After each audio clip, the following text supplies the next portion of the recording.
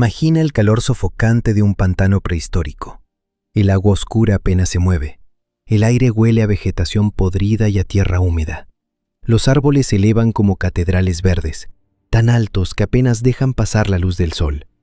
Y en ese silencio denso, pesado, algo se desplaza bajo la superficie. No es una ola, no es el viento, es una escama, y luego otra, y luego una curva interminable de músculo puro que emerge lentamente del barro, como si el propio pantano cobrara vida. 66 millones de años después del fin de los dinosaurios, este planeta tenía un nuevo rey. No tenía garras, no tenía cuernos, no tenía el rugido que Hollywood nos ha enseñado a temer. Solo tenía el peso de 1 tonelada de músculo, una mandíbula capaz de engullir un caimán adulto entero, y la paciencia absoluta de un depredador que no necesita correr para matar. Su nombre es Titanoboa cerrejonensis, y durante varios millones de años fue el animal más grande y más letal que caminó, nadó o se arrastró sobre la faz de esta tierra. 13 metros de longitud, más de 1 tonelada de masa muscular, una serpiente tan grande que los primeros científicos que encontraron sus vértebras pensaron que estaban mirando los huesos de un cocodrilo gigante o de alguna tortuga desconocida. Nadie imaginó que pudiera tratarse de una serpiente, porque ninguna serpiente había sido jamás así de grande. Ninguna, en toda la historia del planeta. ¿Qué condiciones hicieron posible a este monstruo? ¿Qué comía? ¿Cómo cazaba? ¿Y qué nos dice su existencia sobre un mundo que desapareció para siempre hace casi 60 millones de años? Eso es exactamente lo que vamos a descubrir hoy. Para entender a Titanoboa, primero hay que entender el mundo en el que vivió, porque ese mundo era tan extraño, tan radicalmente diferente al nuestro, que casi parece ciencia ficción. Estamos en el Paleoceno, hace aproximadamente 60 millones de años. El asteroide que borró a los dinosaurios no tiranos hace apenas 5 o 6 millones de años que impactó contra la Tierra.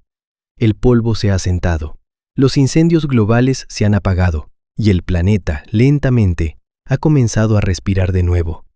Pero no es el planeta que conocemos. Los continentes no están donde los ponemos en los mapas de hoy. América del Sur es una isla gigantesca, separada de América del Norte por un mar interior. Los polos no están cubiertos de hielo. No existe la Antártida tal como la conocemos. El nivel del mar es considerablemente más alto, y la temperatura global media del planeta es entre 8 y 10 grados centígrados superior a la actual. Detente un momento en ese dato. 8 a 10 grados más caliente que hoy en todo el planeta. No en una región, en todo el planeta. Según investigaciones publicadas en la revista Proceedings of the National Academy of Sciences, la temperatura en las regiones ecuatoriales durante el Paleoceno podía alcanzar de manera regular los 34 grados centígrados en promedio anual. No como pico de verano, como temperatura habitual, constante, sofocante. El trópico no era un paraíso, era un horno húmedo y verde que nunca se apagaba. Y en ese horno vivía Titanoboa. El lugar exacto donde la encontramos es tan específico que vale la pena detenerse en él. Hablamos de la cuenca del Cerrejón en el norte de Colombia. Hoy esa región alberga una de las minas de carbón a cielo abierto más grandes del mundo. Una operación industrial masiva que, paradójicamente, se convirtió en una de las ventanas más extraordinarias que tenemos hacia el pasado remoto de América del Sur. El carbón que se extrae en Cerrejón no es solo carbón, es el resultado de millones de años de compresión de materia orgánica, árboles, plantas, animales, sedimentos. Todo lo que vivió en ese pantano tropical hace 60 millones de años quedó enterrado, comprimido, preservado en capas de roca que los mineros, sin saberlo, han estado cortando durante décadas. Y dentro de esas capas, esperando, estaban los huesos. La formación Cerrejón, como la llaman los geólogos, es un archivo extraordinario del Paleoceno tropical. Un ecosistema completo, fosilizado en la oscuridad de la tierra colombiana. Tortugas de tamaño descomunal, cocodrilos de especies desconocidas, peces de río de proporciones difíciles de imaginar, plantas que ya no existen, y serpientes. Serpientes con vértebras del tamaño de una mano humana adulta. Pero eso lo descubriremos en el siguiente capítulo. Primero necesitamos entender por qué el calor importa. ¿Por qué la temperatura no es un detalle secundario en la historia de Titanoboa? sino la clave absoluta de su existencia. Las serpientes son animales ectotermos. No generan calor corporal por sí mismas. Dependen de la temperatura del entorno para regular su metabolismo, su digestión, su capacidad de moverse, de cazar, de crecer. Una serpiente en un ambiente frío es una serpiente lenta, pequeña, con un metabolismo reducido al mínimo. Una serpiente en un ambiente permanentemente cálido es una serpiente que puede comer más, digerir más rápido, crecer más, vivir más tiempo. El investigador Jason Head de la Universidad de Cambridge fue uno de los primeros en formular esta conexión de manera rigurosa. Su razonamiento, publicado en la revista Nature en 2009, es devastadoramente simple. Si conocemos el tamaño máximo que puede alcanzar una serpiente en función de la temperatura ambiental, y si conocemos el tamaño de Titanoboa, entonces podemos calcular la temperatura que debía tener el trópico Paleoceno para hacer posible su existencia. El resultado fue una cifra que sorprendió a muchos climatólogos. Entre 32 y 34 grados centígrados de media anual en la cuenca amazónica del Paleoceno. Una serpiente del tamaño de Titanoboa no es solo un animal, es un termómetro fósil, un registro biológico del clima de un mundo que ya no existe. Y ese mundo, aquel horno verde y eterno, lo produjo. Era el año 2004. Un grupo de paleontólogos de la Universidad de Florida recorría los cortes de la mina de Cerrejón bajo un sol implacable. No buscaban serpientes, buscaban plantas. Querían estudiar la flora del Paleoceno tropical, reconstruir cómo eran los primeros bosques de América del Sur después de la extinción de los dinosaurios. Pero la Tierra tenía otros planes. Jonathan Block, curador de paleontología de vertebrados del Museo de Historia Natural de Florida, se detuvo frente a un bloque de roca oscura que sobresalía de la pared de uno de los cortes de la mina. Había algo en ese bloque, una forma, una curva, una superficie que no era roca, que era demasiado regular, demasiado precisa para ser mineral. Era una vértebra enorme, del tamaño de su mano, casi circular, con una arquitectura interna compleja y perfectamente preservada. Block la fotografió, la catalogó y la llevó de vuelta al laboratorio sin saber todavía lo que tenía entre las manos, porque la vértebra no parecía de serpiente, era demasiado grande. Las serpientes no tienen vértebras así. Ninguna serpiente conocida, viva o extinta, tenía vértebras de ese tamaño. Los primeros análisis apuntaban a un cocodrilo, quizás una tortuga gigante, quizás algún reptil desconocido que vivió en esos pantanos paleocenos y que todavía no tenía nombre ni categoría en los libros de ciencia. Pasaron meses, pasaron excavaciones adicionales, y los huesos seguían apareciendo. Más vértebras, docenas de ellas, todas del mismo tamaño monumental, todas con la misma arquitectura interna característica. Y entonces, en el laboratorio, cuando Block y su colega canadiense Jason Head comenzaron a comparar la morfología de esas vértebras con las de serpientes actuales, algo hizo clic. La curvatura, el ángulo de articulación, la forma de los procesos articulares. Todo apuntaba en la misma dirección. Serpiente. Aquello era una serpiente. Pero entonces, ¿qué tamaño tenía? Para responder esa pregunta, los investigadores utilizaron una metodología elegante en su simplicidad. Existe una relación matemática conocida entre el tamaño de las vértebras de una serpiente y la longitud total de su cuerpo. Esa relación ha sido documentada en decenas de especies vivas y extintas. Es consistente, predecible, confiable dentro de ciertos márgenes. Tomaron las medidas de las vértebras de Cerrejón, las introdujeron en la ecuación y obtuvieron un número que hizo que varios científicos en la sala se miraran en silencio durante unos segundos antes de volver a hacer el cálculo. 13 metros. 13 metros de longitud, potencialmente más. Los especímenes más grandes recuperados en Cerrejón sugerían longitudes de hasta 14 metros en los individuos más desarrollados, y una masa corporal que los modelos estimaban en más de 1 tonelada, 1.135 kilogramos según las estimaciones publicadas en Nature en 2009, más del doble que la anaconda verde más grande jamás registrada con certeza científica. La anaconda verde, Eunectes murinus, es hoy la serpiente más pesada del planeta. Los ejemplares más grandes documentados alcanzan los 250 kilogramos y unos 8 metros de longitud. Titanoboa era 5 veces más pesada, casi el doble de larga. Cuando el estudio fue publicado, la respuesta de la comunidad científica osciló entre el asombro y el escepticismo. Algunos investigadores cuestionaron los métodos de estimación.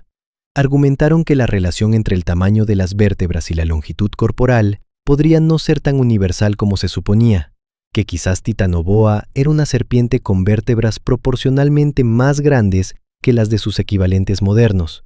Es una objeción legítima, y los propios autores del estudio la reconocen. Pero incluso aplicando márgenes de error generosos, incluso asumiendo que las estimaciones iniciales eran exageradas, la conclusión ineludible es la misma. Titanoboa fue la serpiente más grande que ha existido en los últimos 66 millones de años de historia de la Tierra, con diferencia. No hay debate sobre eso. Solo lo hay sobre si medía 13 metros o quizás 12, si pesaba 1 tonelada o quizás 900 kilogramos. El orden de magnitud es incuestionable. Y entonces llegó la siguiente pregunta. La pregunta que todo el mundo quería responder. ¿Cómo mataba? Cierra los ojos por un momento. Imagina la orilla de un río pantanoso, hace 60 millones de años. El calor es tan denso que el aire parece sólido. La superficie del agua refleja una luz verde filtrada por un dosel de árboles que no tienen nombre, porque todavía no hay nadie que los nombre. Un cocodrilo de 2 metros descansa en el barro, inmóvil, con los ojos semicerrados. Es un depredador formidable en su propia escala. Sus mandíbulas pueden ejercer una presión brutal. Sus escamas son una armadura natural. En este ecosistema, nada debería amenazarlo. Nada excepto lo que está debajo del agua. A menos de 3 metros, completamente invisible bajo la superficie oscura del río, algo espera. Algo que lleva esperando quizás 2 horas. Algo que no necesita respirar tan frecuentemente como un mamífero, que puede ralentizar su metabolismo hasta niveles que un animal de sangre caliente nunca podría alcanzar. Algo que pesa más de 1 tonelada y que se mueve sin producir una sola onda perceptible en la superficie. Entonces el cocodrilo da un paso hacia el agua. Lo que ocurre a continuación dura menos de 2 segundos. Titanoboa no cazaba como las serpientes venenosas. No tenía veneno.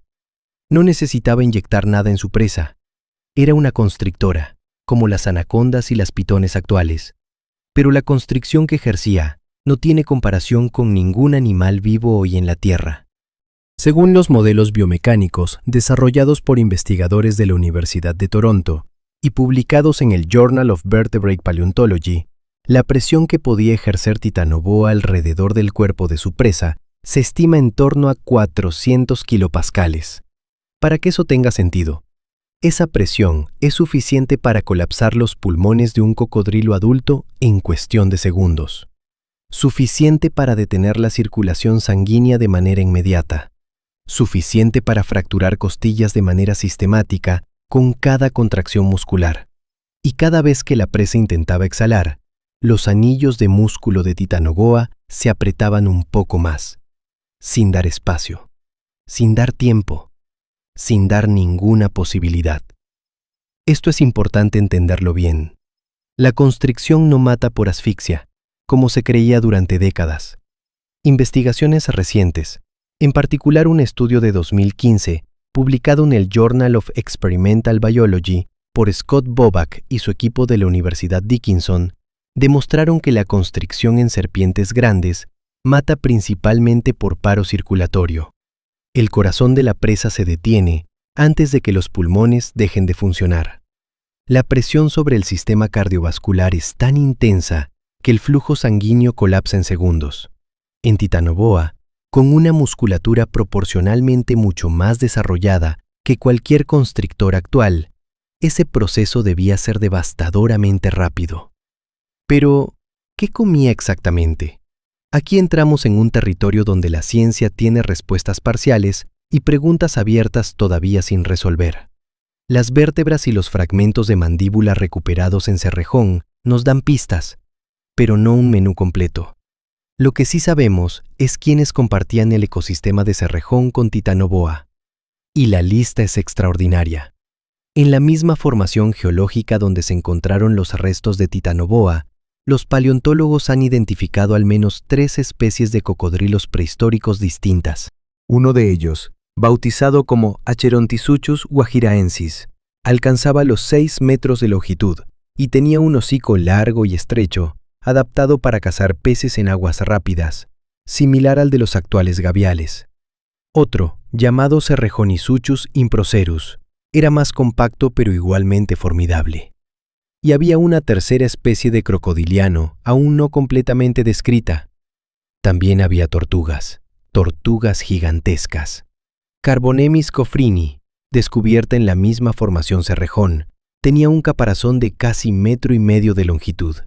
Era aproximadamente del tamaño de una mesa de comedor.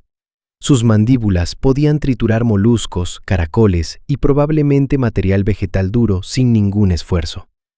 Y había peces grandes, de río, de especies que hoy no existen, pero que en aquellos ríos paleocenos debían representar una fuente de alimento abundante y accesible. ¿Qué elegía Titanoboa de ese menú disponible? La morfología de sus dientes nos da una pista fundamental. A diferencia de las pitones, que tienen dientes curvados hacia atrás, diseñados para sujetar presas que intentan escapar hacia adelante, los dientes de Titanoboa muestran una morfología más compatible con la captura de presas acuáticas. Presas que se mueven en 3 dimensiones. Presas resbaladizas. Presas que intentan hundirse o girar para escapar.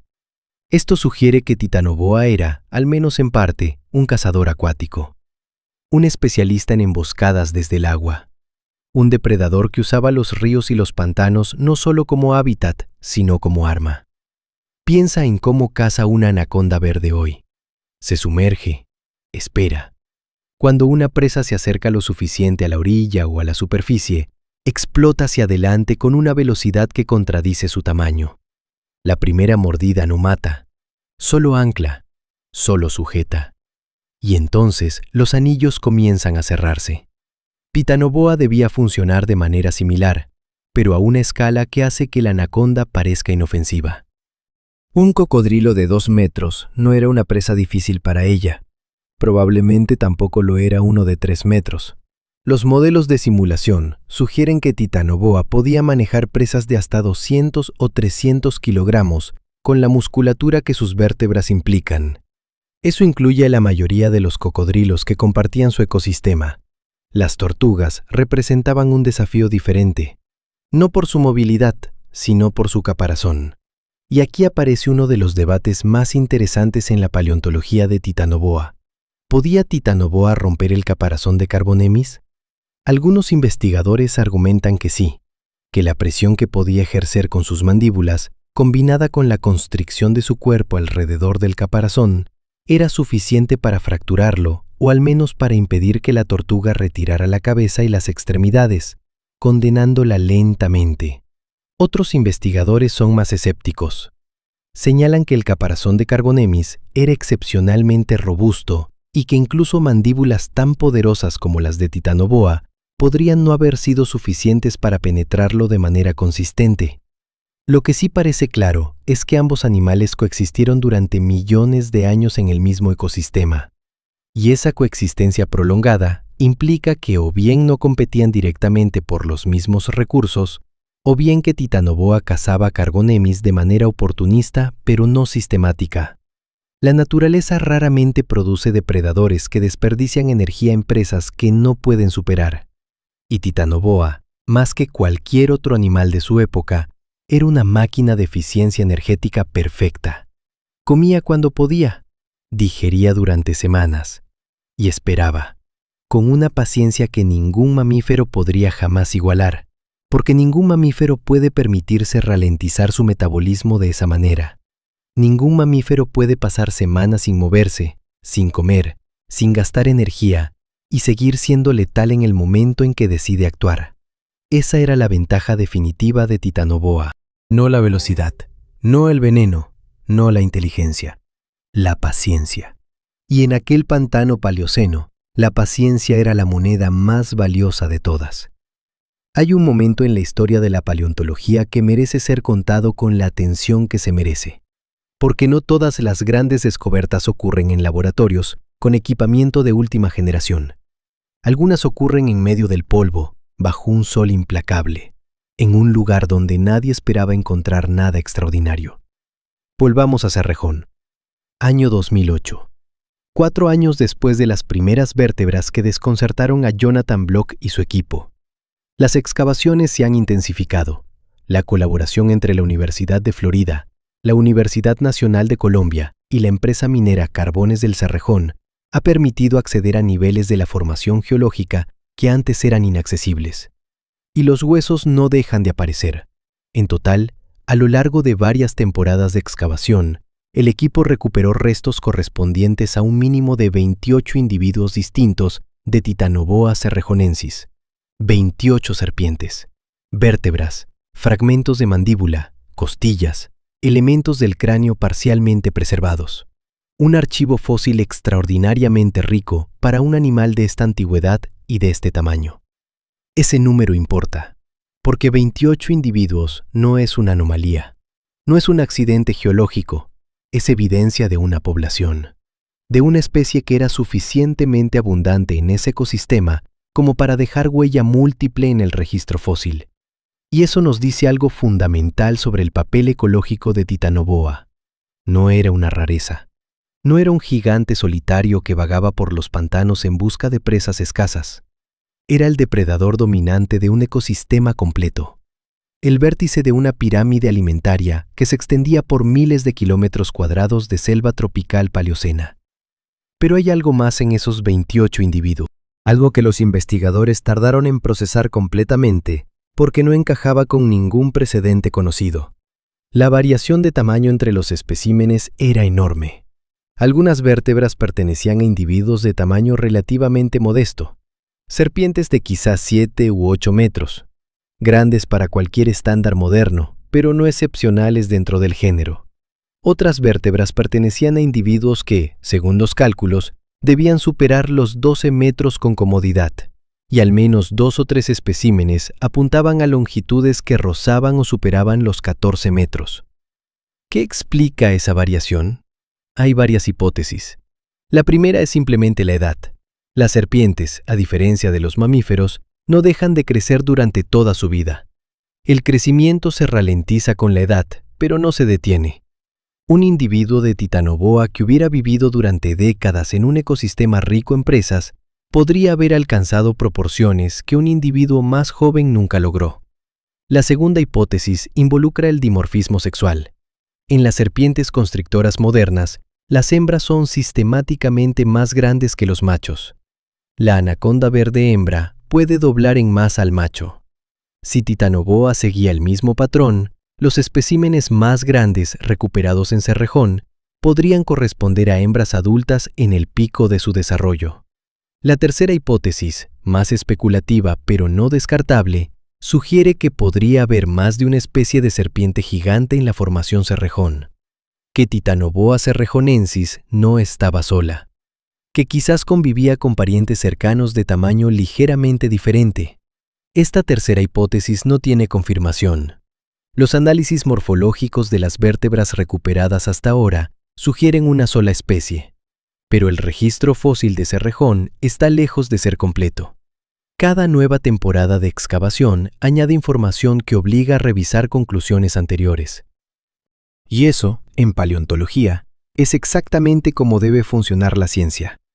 Ahora detengámonos en algo que rara vez se menciona cuando se habla de Titanoboa, algo que transforma nuestra comprensión de este animal de depredador abstracto a criatura real, concreta, con una biología fascinante en cada uno de sus detalles. Su digestión. Una serpiente del tamaño de Titanoboa que acaba de engullir un cocodrilo de 150 kilogramos enfrenta un desafío fisiológico monumental. Procesar esa cantidad de masa proteica requiere una inversión energética y metabólica extraordinaria. El sistema digestivo debe expandirse. Las enzimas deben producirse en cantidades masivas. El hígado y los riñones trabajan a una intensidad que en un mamífero equivalente sería letal. En las serpientes constrictoras modernas, este proceso es ya de por sí extraordinario. Una pitón birmania que acaba de comer un cerdo de 20 kilogramos dobla el tamaño de su corazón en 48 horas. Literalmente.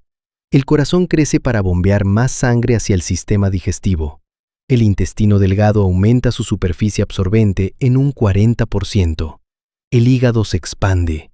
Y todo esto ocurre en menos de 2 días, solo para revertirse completamente cuando la digestión termina.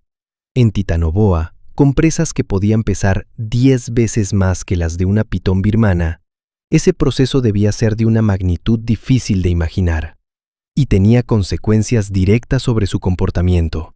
Después de una comida grande, Titanoboa era vulnerable.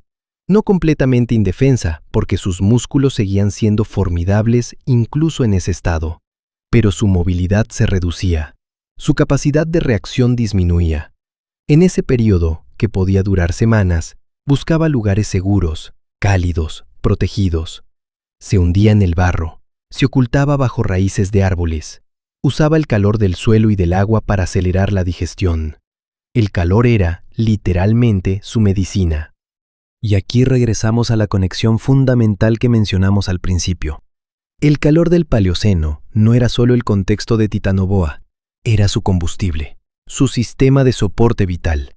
Sin esas temperaturas constantes y elevadas, su metabolismo no podría haber procesado las presas de ese tamaño con la eficiencia suficiente para mantenerse viva. Titanoboa y el clima del Paleoceno eran inseparables. 2 partes del mismo sistema, pero ese sistema tenía un límite. Y ese límite lo descubriremos más adelante. Antes, hay una pregunta que mucha gente se hace y que merece una respuesta honesta y detallada. ¿Cómo sabemos todo esto? ¿Cómo podemos hablar de la digestión, de la musculatura, de los métodos de caza de un animal que murió hace 58 millones de años y del que solo tenemos huesos fragmentados? La respuesta es que no lo sabemos todo, y cualquier científico honesto te lo dirá sin dudarlo.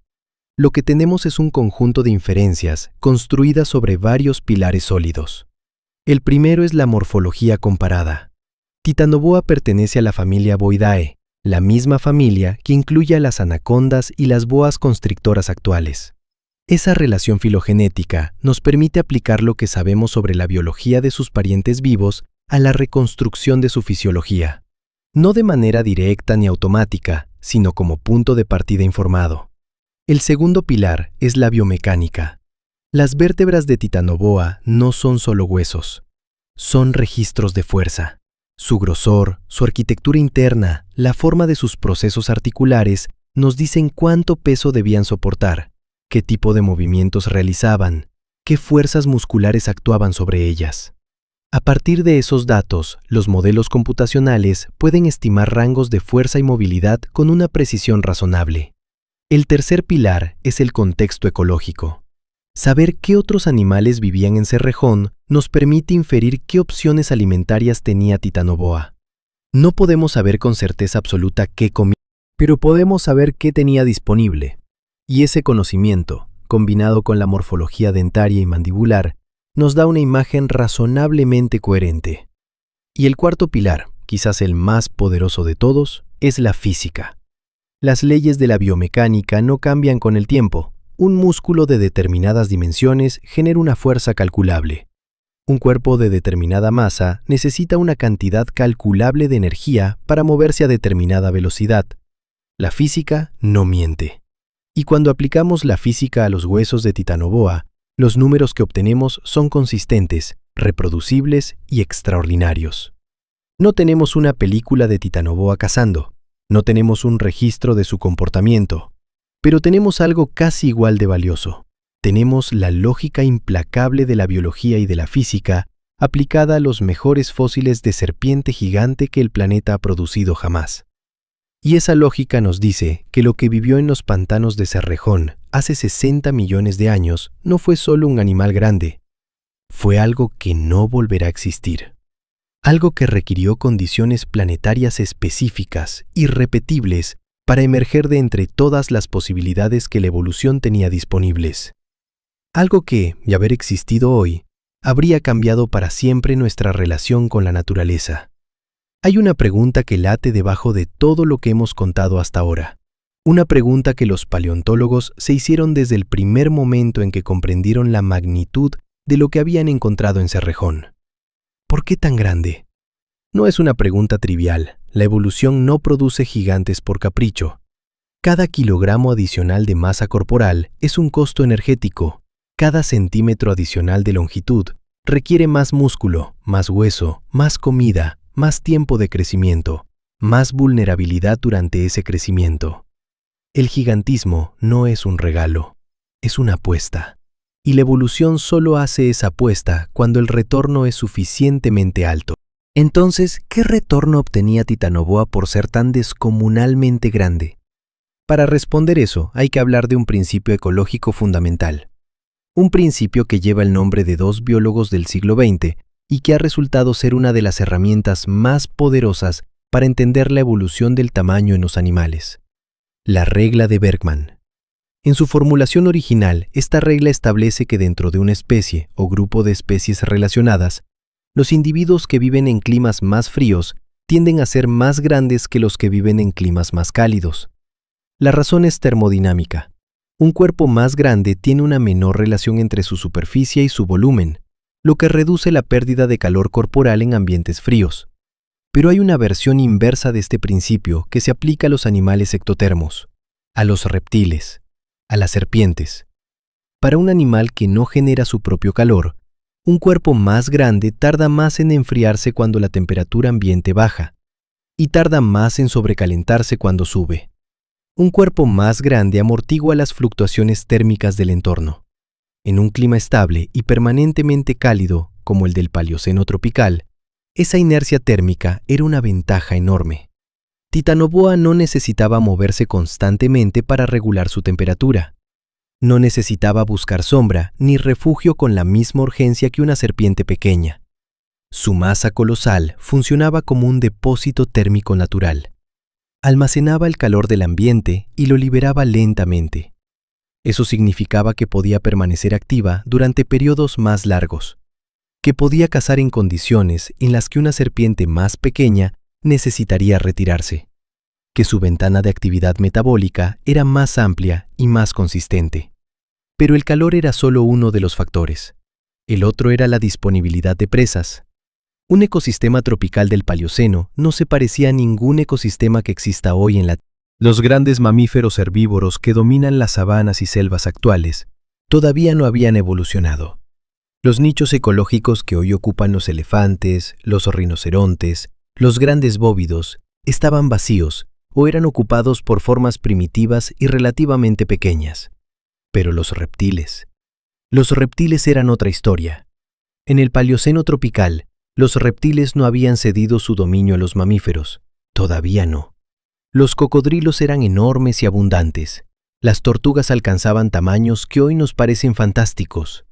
Los ríos rebosaban de peces de proporciones considerables. Era un mundo de reptiles.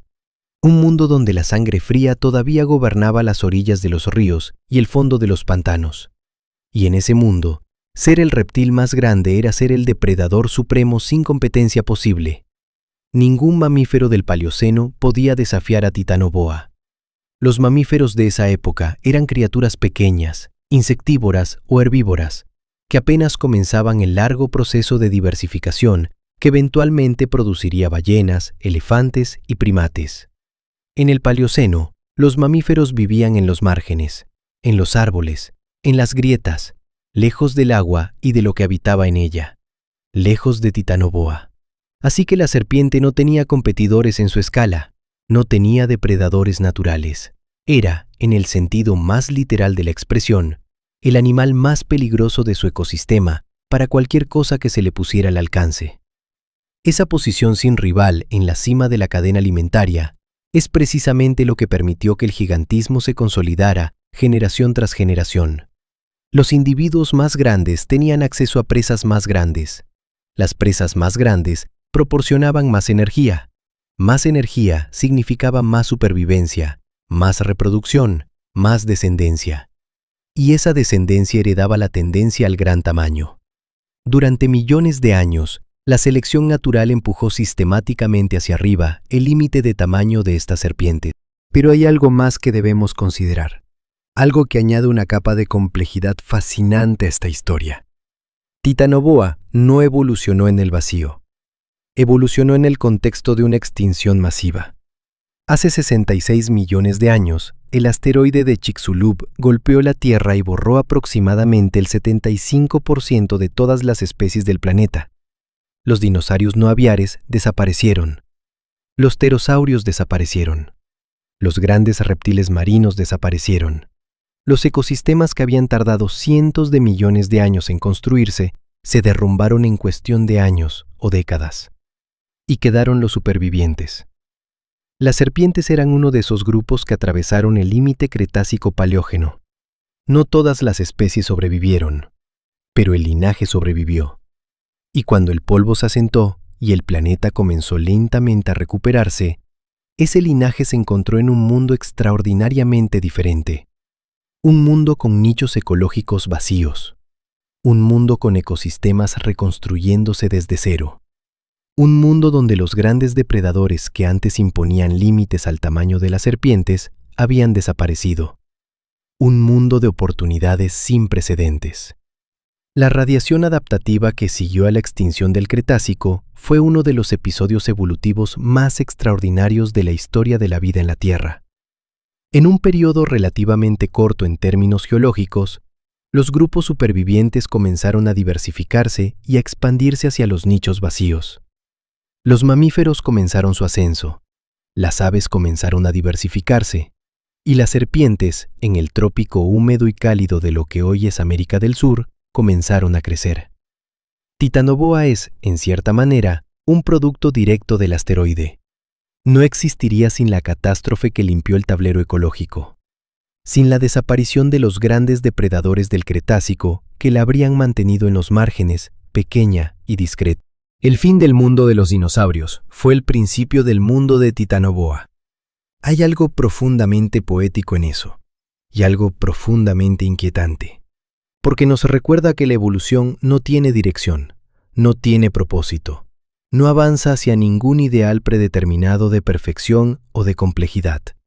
La evolución llena los espacios disponibles con lo que tiene a mano, y cuando el espacio que queda disponible es el de depredador supremo de un ecosistema tropical entero, lo que la evolución coloca ahí puede ser algo que desafía completamente nuestra intuición sobre lo que es posible en biología. Algo como Titanoboa, algo como una serpiente del peso de un automóvil familiar que se desliza sin esfuerzo aparente por aguas oscuras y espera, con una calma absoluta y sin ninguna urgencia, a que el mundo cometa el error de acercarse demasiado. Pero el reinado de Titanoboa no duró para siempre, nada dura para siempre, y la forma en que terminó es quizás la parte más reveladora de toda su historia, porque no terminó por la aparición de un depredador más poderoso, no terminó por una enfermedad, no terminó por un asteroide ni por una erupción volcánica, ni por ninguna catástrofe súbita y violenta. Terminó por algo mucho más silencioso, mucho más lento, mucho más inevitable. Terminó por el clima. El clima no mata de golpe, no anuncia su llegada con un estruendo, ni deja una capa de ceniza en el registro geológico que los científicos puedan señalar con el dedo y decir, aquí. Aquí fue exactamente cuando todo cambió. El clima mata despacio, con una paciencia que hace que incluso la de Titanoboa parezca impulsiva. Y eso es precisamente lo que ocurrió hace aproximadamente 58 millones de años, cuando el mundo empezó a enfriarse. No de manera dramática, no de manera que ningún animal vivo en ese momento pudiera haberlo percibido en el transcurso de su vida, sino grado a grado, siglo a siglo, milenio a milenio. La temperatura media global comenzó a descender. Los trópicos comenzaron a perder esa constancia sofocante que había definido el Paleoceno.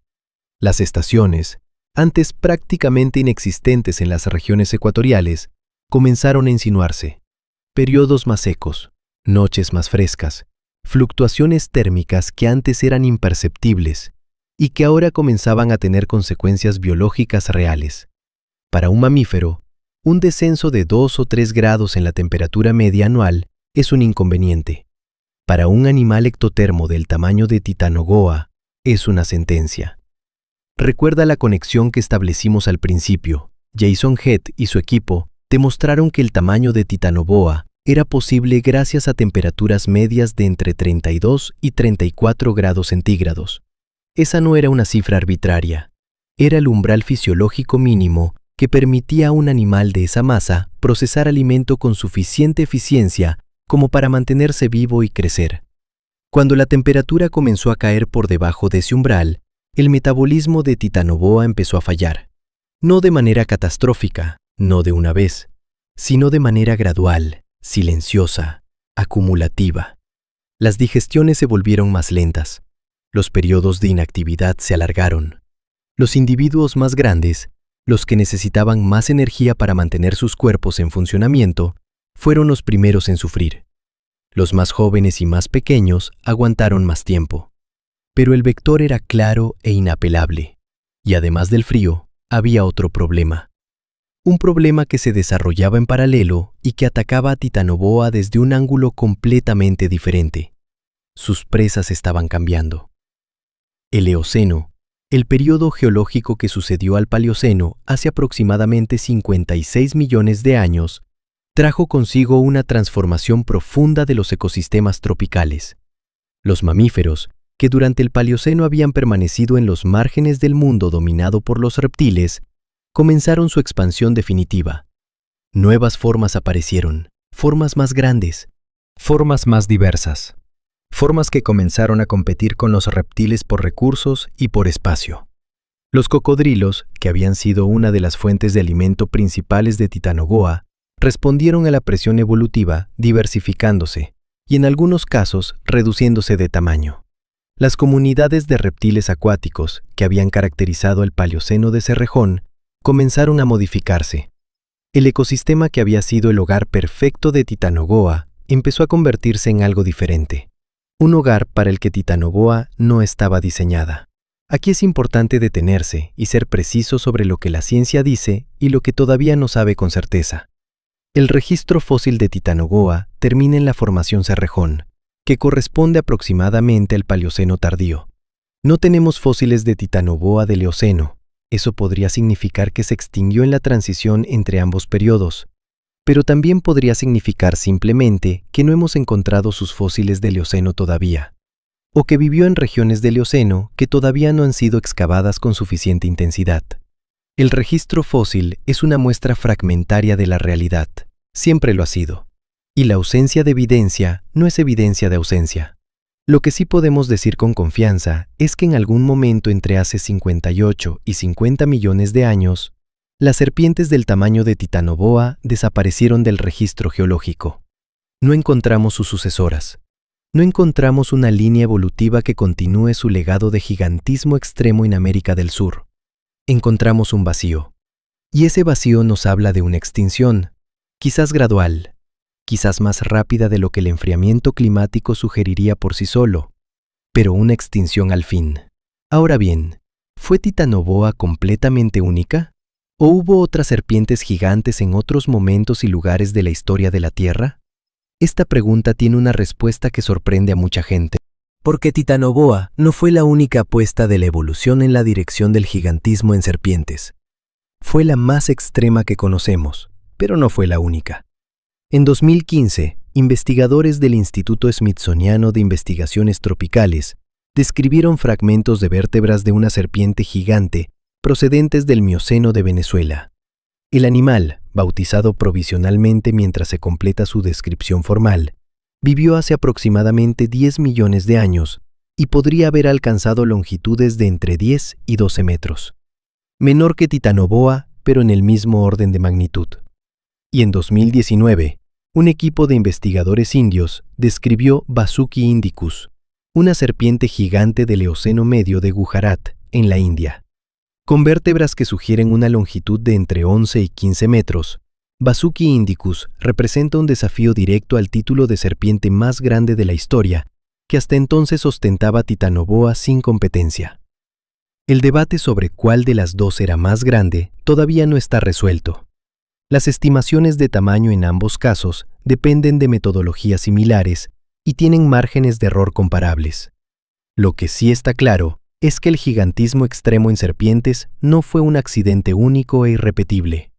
Fue una solución evolutiva que la naturaleza descubrió al menos 2 veces, en continentes diferentes, en épocas diferentes, bajo condiciones climáticas similares. Eso nos dice algo profundo sobre la lógica de la evolución.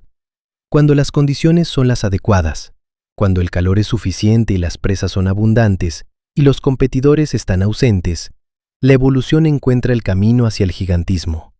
No porque sea inevitable, sino porque es la solución óptima disponible. El gigantismo en serpientes es una respuesta, y el calor tropical es la pregunta. Siempre que se haya formulado esa pregunta con suficiente intensidad, la evolución ha respondido de la misma manera. Pero hay algo más que debemos explorar antes de cerrar el capítulo del fin de Titanoboa. Algo que conecta esta serpiente prehistórica con el mundo que vivimos hoy, con los debates científicos más urgentes de nuestro tiempo, con algo que va mucho más allá de la paleontología y que toca directamente la física del clima del siglo XXI. Titanoboa es un modelo, un experimento natural que la Tierra realizó hace 60 millones de años y que los climatólogos pueden estudiar para entender qué ocurre con los ecosistemas tropicales cuando la temperatura global sube varios grados por encima de los niveles actuales. Matthew Huber, paleoclimatólogo de la Universidad de Purdue, fue uno de los primeros en señalar esta conexión de manera explícita. En un artículo publicado simultáneamente al estudio de Jason Head en Nature, Huber argumentó que Titanoboa nos proporciona una ventana única hacia un mundo con concentraciones de dióxido de carbono en la atmósfera significativamente más altas que las actuales y temperaturas tropicales que superaban las de hoy en varios grados. Un mundo que, si no se revierten las tendencias actuales de emisiones de gases de efecto invernadero, podría parecerse cada vez más al que se avecina. No estamos diciendo que Titanoboa vaya a regresar. No estamos diciendo que el calentamiento global vaya a producir serpientes de 13 metros en el Amazonas. La biología evolutiva no funciona en escalas de tiempo humanas, pero sí estamos diciendo que los ecosistemas tropicales, bajo un calor extremo y sostenido, funcionan de manera radicalmente diferente a los que conocemos hoy, que los tamaños corporales, las dinámicas de depredación, las cadenas alimentarias, los equilibrios entre grupos de organismos, todo cambia cuando la temperatura sube lo suficiente durante el tiempo suficiente. Titanoboa no es solo una curiosidad del pasado, es una advertencia del futuro. Una advertencia escrita en hueso y piedra hace 60 millones de años, esperando a que alguien con los instrumentos adecuados la leyera. Y ahora que la hemos leído, la pregunta inevitable es esta: ¿estamos prestando suficiente atención? Hay un lugar en el Museo de Historia Natural de Nueva York donde puedes detenerte frente a una reconstrucción a tamaño real de Titanoboa y quedarte completamente inmóvil durante varios minutos, sin darte cuenta. No porque sea especialmente terrorífica, no porque el modelado sea perfecto o la iluminación sea dramática, sino porque en algún momento mientras la miras, tu cerebro abandona la escala humana a la que está acostumbrado y empieza a procesar lo que realmente estás viendo. Una serpiente de verdad, un animal real que existió en este planeta, que respiró, que cazó, que se movió por ríos de verdad bajo un sol de verdad hace 60 millones de años. Y en ese momento, la distancia entre la paleontología y la realidad colapsa de una manera que ningún libro de texto puede reproducir. La reconstrucción del Museo de Historia Natural de Nueva York fue instalada en 2012, 3 años después de la publicación del estudio original en Nature. Mide 13 metros de longitud. Su diámetro en la parte más gruesa del cuerpo es de aproximadamente 1 metro. Está suspendida en posición de movimiento, ondulando suavemente, como si acabara de emerger del agua y estuviera deslizándose hacia algún lugar con esa urgencia tranquila y devastadora que define a los grandes constrictores. Los visitantes se detienen, los niños guardan silencio, los adultos sacan sus teléfonos y luego los bajan sin fotografiar nada, porque de alguna manera la fotografía parece incapaz de capturar lo que están viendo.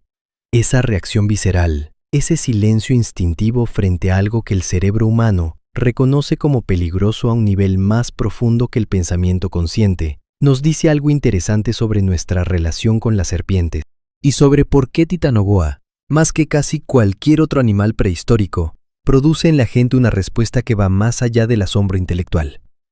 Los seres humanos tenemos un miedo antiguo a las serpientes. Antiguo en el sentido evolutivo. Hay investigaciones que sugieren que los primates tienen una respuesta neurológica especialmente rápida ante la forma y el movimiento de las serpientes, más rápida que ante casi cualquier otro estímulo visual. Un mecanismo de alerta que se desarrolló durante millones de años de convivencia con reptiles letales en las selvas de África. Frente a Titanoboa, ese mecanismo antiguo se activa con una intensidad que ninguna serpiente viva puede igualar. Porque Titanoboa no es solo una serpiente grande, es una serpiente que supera todos los parámetros que nuestro cerebro usa para clasificar el peligro en una escala manejable. Una serpiente de 2 metros es peligrosa, una de 4 metros es aterradora. Una de 13 metros y más de 1 tonelada de peso es algo para lo que no tenemos categoría mental disponible. Algo que el cerebro procesa como una anomalía, como una ruptura de las reglas del mundo. Y eso, paradójicamente, es exactamente lo que fue. Pero alejémonos un momento de la reacción emocional y volvamos a la ciencia. Porque hay aspectos de la biología de Titanoboa que todavía no hemos explorado y que son fascinantes precisamente porque revelan los límites de lo que sabemos y lo que todavía está por descubrirse. Hablemos de su reproducción. Las serpientes constrictoras modernas tienen 2 estrategias reproductivas principales. Las pitones son ovíparas, ponen huevos y los incuban enrollándose alrededor de ellos, usando contracciones musculares para generar calor y mantener la temperatura de la puesta. Las boas y las anacondas son vivíparas, retienen los embriones en desarrollo dentro del cuerpo y dan a luz crías vivas. ¿Cuál era la estrategia de Titanoboa? No lo sabemos con certeza. No tenemos fósiles de huevos de Titanoboa. No tenemos fósiles de crías. No tenemos evidencia directa de su estrategia reproductiva. Lo que podemos hacer es razonar por analogía filogenética. Titanoboa pertenece al grupo de las boas, que son predominantemente vivíparas. Eso sugiere que Titanoboa probablemente también lo era. Pero es una inferencia, no una certeza. Si era vivípara, las implicaciones son extraordinarias. Una hembra de Titanoboa de 1 tonelada de peso podría haber gestado docenas de crías simultáneamente. Las anacondas verdes, con un peso máximo de 250 kilogramos, pueden dar a luz hasta 80 crías en una sola camada. Una hembra de Titanoboa, 4 veces más pesada, podría haber producido números similares o superiores. Imagina 80 crías de Titanoboa. Cada una de ellas, al nacer, probablemente ya tenía el tamaño de una serpiente adulta considerable para los estándares actuales. 1 metro, 1,5 metros, ya capaces de cazar, ya equipadas con la musculatura constrictora que definiría su vida entera. Esa imagen, 80 serpientes de 1,5 metros, dispersándose por los pantanos del Paleoceno desde el cuerpo de su madre, es al mismo tiempo científicamente plausible y completamente alucinante. Y nos lleva a otra pregunta sin respuesta clara. ¿Había cuidado parental en Titanoboa? Las serpientes actuales, en su gran mayoría, no cuidan a sus crías después del nacimiento o la eclosión. Las pitones incuban sus huevos, sí, pero una vez que las crías emergen, están completamente solas. No hay protección materna, no hay enseñanza, no hay territorio compartido. La razón es fundamentalmente energética. Cuidar a las crías requiere energía, y un reptil ectotermo tiene un presupuesto energético mucho más ajustado que un mamífero. La inversión en cuidado parental prolongado simplemente no sale rentable en la ecuación evolutiva de la mayoría de las serpientes. Titanoboa probablemente no fue una excepción a esta regla. Sus crías, al nacer, probablemente se dispersaron inmediatamente, sin guía, sin protección, sin familia. En un mundo de pantanos llenos de cocodrilos y tortugas gigantes, ese primer año de vida debía ser devastadoramente selectivo.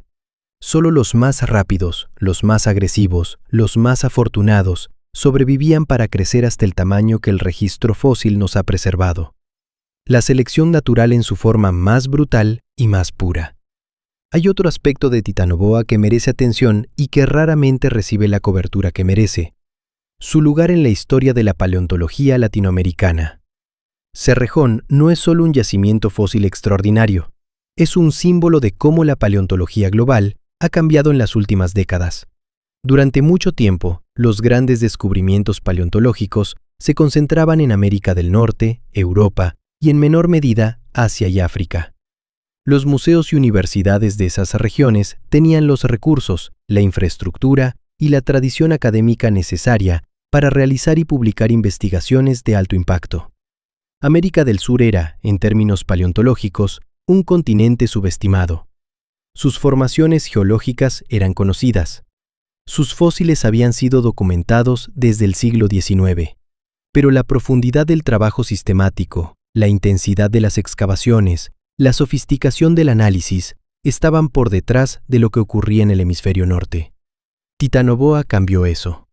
No de manera instantánea ni completa, pero la colaboración entre la Universidad de Florida y la Universidad Nacional de Colombia, que produjo el descubrimiento de Titanoboa, estableció un modelo de trabajo conjunto que ha tenido consecuencias duraderas para la paleontología latinoamericana. Hoy, la Formación Cerrejón es uno de los yacimientos del Paleoceno tropical mejor estudiados del mundo. Los investigadores colombianos han tomado un papel cada vez más central en su análisis, y los fósiles recuperados en esa mina de carbón del norte de Colombia han redibujado nuestra comprensión del mundo que existía en los trópicos después de la extinción de los dinosaurios. Titanoboa fue la puerta, pero detrás de esa puerta hay un ecosistema completo esperando ser descrito con la misma precisión y la misma profundidad. Y en cada nueva temporada de campo, en cada nuevo bloque de roca que los equipos extraen y analizan con paciencia, hay la posibilidad de que aparezca algo que cambie de nuevo todo lo que creemos saber. Esa posibilidad es lo que mantiene viva a la paleontología, no la certeza, no las respuestas definitivas, sino el espacio entre lo que sabemos y lo que todavía está enterrado. Ese espacio, en Cerrejón, sigue siendo enorme, y Titanoboa, con toda su magnitud, con todo su peso de hueso y músculo y tiempo geológico, es solo el comienzo de lo que ese espacio contiene. Existe un experimento mental que los paleontólogos usan a veces cuando quieren poner en perspectiva la escala temporal de lo que estudian. Un ejercicio de imaginación que, si lo haces bien, produce algo parecido al vértigo. Imagina que comprimes toda la historia de la vida en la Tierra en un solo año.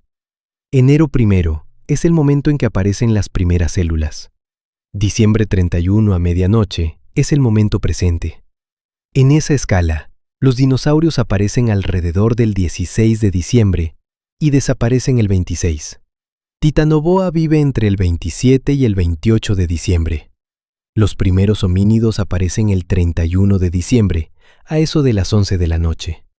Toda la historia humana registrada ocurre en los últimos 11 segundos antes de la medianoche. 11 segundos. Y en esos 11 segundos, hemos pasado de las primeras ciudades de Mesopotamia a desenterrar los huesos de una serpiente que vivió en el día 27 de ese año comprimido y reconstruir su mundo con una precisión que habría parecido milagrosa a cualquier generación anterior a la nuestra. Eso es lo que hace la paleontología moderna. No solo desentierra huesos, reconstruye mundos. Y las herramientas con las que lo hace hoy son tan sofisticadas y tan poderosas que a veces la propia comunidad científica tarda en asumir plenamente lo que está siendo capaz de descubrir. Hablemos de esas herramientas, porque la historia de cómo sabemos lo que sabemos sobre Titanoboa es tan fascinante como la historia del animal mismo. El primer nivel de análisis es el que ya hemos mencionado, la morfología comparada, el estudio de la forma de los huesos en comparación con los de especies vivas y extintas relacionadas. Es la herramienta más antigua de la paleontología, la que Charles Darwin usaba, la que Richard Owen usaba, la que permitió a los científicos del siglo XIX reconstruir dinosaurios a partir de fragmentos. Pero hoy ese análisis morfológico está apoyado por herramientas que no existían hace 30 años. La tomografía computarizada, el escáner TC aplicado a fósiles, ha transformado la paleontología de manera tan profunda que algunos investigadores hablan de una revolución silenciosa en la disciplina. Antes del escáner TC, estudiar la estructura interna de un hueso fósil requería cortarlo, destruir parte del fósil para ver lo que había dentro. Una decisión siempre difícil, siempre irreversible, siempre con un costo que los paleontólogos sopesaban durante meses antes de tomar el bisturí. Hoy, una vértebra de Titanoboa puede ser introducida en un escáner médico de alta resolución y producir en cuestión de horas un modelo tridimensional completo de su arquitectura interna. Cada trabécula de hueso esponjoso, cada canal vascular, cada variación en la densidad del tejido óseo, todo visible, todo medible, todo analizable sin tocar el fósil original.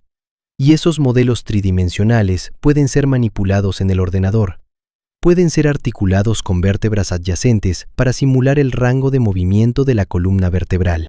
Pueden ser sometidos a análisis de elementos finitos, la misma técnica que los ingenieros usan para calcular cómo se distribuyen las tensiones en una estructura, para estimar qué fuerzas podía soportar el esqueleto de Titanoboa y cuáles lo habrían fracturado.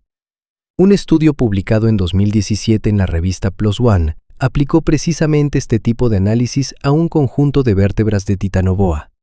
Los resultados fueron reveladores.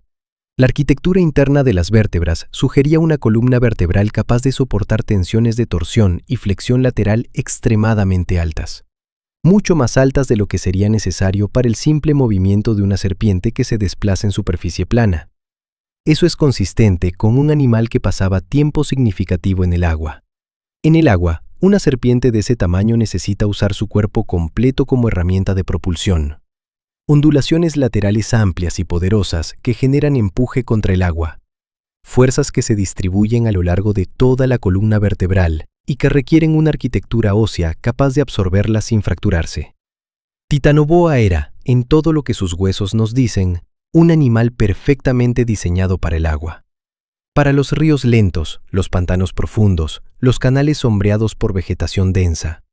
Para un mundo donde el agua no era simplemente el contexto de su vida, sino su herramienta principal de supervivencia. Pero las herramientas de análisis no se detienen en la tomografía computarizada. El análisis isotópico del tejido óseo ha abierto otra ventana hacia la biología de animales extintos que hace 2 décadas simplemente no existía. Los huesos preservan, en su estructura química, información sobre la dieta del animal que los produjo. Los isótopos de carbono, nitrógeno y oxígeno que se incorporan al tejido óseo durante el crecimiento reflejan la composición química de los alimentos que el animal consumió. Y esa firma química puede ser detectada y analizada incluso en fósiles de decenas de millones de años de antigüedad, siempre que la preservación sea suficientemente buena. En el caso de Titanoboa, los análisis isotópicos realizados sobre los mejores especímenes de Cerrejón han producido datos coherentes con una dieta basada predominantemente en presas acuáticas, peces principalmente, y en menor medida otros reptiles de hábitos semiacuáticos, lo que incluiría a los cocodrilos jóvenes y a las tortugas en sus fases más vulnerables. Esto no descarta que Titanoboa también cazara presas terrestres ocasionalmente. Las serpientes constrictoras modernas son oportunistas. Comen lo que pueden cuando pueden. Pero la señal isotópica sugiere que el núcleo de su dieta estaba en el agua, que era fundamentalmente una cazadora de ríos, una anaconda llevada al extremo absoluto de lo que la biología de las serpientes puede producir. Y aquí aparece una conexión que los investigadores han señalado con especial interés. La anaconda verde, Eunectes murinus, vive hoy exactamente en la región que fue el hogar de Titanoboa hace 60 millones de años, el norte de América del Sur. Las cuencas fluviales del Amazonas y el Orinoco, los pantanos y los ríos lentos de la selva tropical. No es una coincidencia, es una continuidad. El nicho ecológico que Titanoboa ocupó en el Paleoceno no desapareció cuando Titanoboa se extinguió, permaneció, esperó, y eventualmente fue ocupado de nuevo por otro linaje de serpientes constrictoras acuáticas que evolucionó para explotar los mismos recursos en el mismo tipo de ambiente. La anaconda no es la sucesora directa de Titanoboa, no desciende de ella en línea recta, pero es su equivalente ecológico moderno, el animal que la evolución produjo para llenar el mismo espacio funcional en el ecosistema, bajo condiciones climáticas menos extremas que ya no permiten el gigantismo absoluto de su predecesor. La anaconda verde es lo que Titanoboa sería si el mundo se hubiera enfriado lo suficiente para imponerle un límite de tamaño, lo cual nos lleva a una reflexión que cierra un círculo que hemos estado trazando desde el principio de este viaje. El tamaño máximo de una serpiente en cualquier ecosistema dado no es arbitrario, no es el resultado del azar, Es una función de la temperatura, una función del calor disponible, una ecuación biológica que la evolución resuelve de manera diferente en función de las condiciones del planeta en cada momento de su historia. En el Paleoceno caliente, la solución fue Titanoboa. En el mundo actual, más frío, la solución es la anaconda verde. Si el planeta se calentara de nuevo hasta los niveles del Paleoceno, y si ese calentamiento durara el tiempo suficiente, la evolución encontraría de nuevo el camino hacia el gigantismo en serpientes. No en escala humana de tiempo, no en siglos ni en milenios, pero en la escala de la evolución, en decenas de millones de años, el experimento se repetiría. La Tierra ya lo hizo una vez, probablemente 2 veces, si Vasuki Indicus confirma su tamaño preliminar, y la lógica de la biología no tiene razón para no repetirlo si las condiciones lo permiten. Eso es lo que hace que Titanoboa sea algo más que un animal extinto extraordinario. Es la demostración de que los límites de lo que consideramos posible en biología no son límites absolutos, son límites contextuales, límites que dependen del clima, de la disponibilidad de recursos, de la presencia o ausencia de competidores, límites que el planeta puede redibujar cuando las condiciones cambian. Y el planeta, a lo largo de sus 4.500 millones de años de historia, ha cambiado de condiciones más veces de las que somos capaces de imaginar. Cada vez que lo ha hecho, la vida ha respondido, a veces con extinciones masivas, a veces con radiaciones adaptativas extraordinarias, a veces con la aparición de criaturas que rompen completamente los moldes de lo que creíamos saber sobre lo que la biología puede producir. Titanoboa es una de esas criaturas, quizás la más dramática que los trópicos han producido en los últimos 60 millones de años, y sigue enterrada, en su mayor parte, bajo la tierra de Colombia. Los fósiles recuperados hasta ahora en Cerrejón representan una fracción de lo que esa formación geológica contiene. Cada nueva temporada de campo añade especímenes, cada nuevo espécimen añade datos, y cada nuevo dato tiene el potencial de cambiar algún detalle de la imagen que hemos construido sobre este animal. Quizás aparezca un cráneo completo. Hasta ahora, los fragmentos craneales de Titanoboa son escasos y fragmentarios. Un cráneo completo cambiaría radicalmente nuestra comprensión de sus capacidades sensoriales, de la forma de sus mandíbulas, de la amplitud de su apertura oral. Podría resolver definitivamente la pregunta sobre qué tan grandes eran las presas que podía engullir enteras. Quizás aparezcan huevos o embriones fosilizados. Evidencia directa de su estrategia reproductiva que eliminaría la necesidad de inferir por analogía con sus parientes vivos.